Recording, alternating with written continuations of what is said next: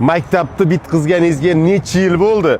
O'sha bitiruv kechasiga tasavvur qiling, mana shunda borsangiz, nima deyapti? Akalar, opalar, hammangizga nasib qilsin, Xudo xolasa nasibada bo'lsa, mana bu peshana yaltirlagan bo'lsa, Xudo xolasa sinfdoshlarni olib, ming'izib, maza qilib o'tirishlarni qilib oladigan joyida turibsiz.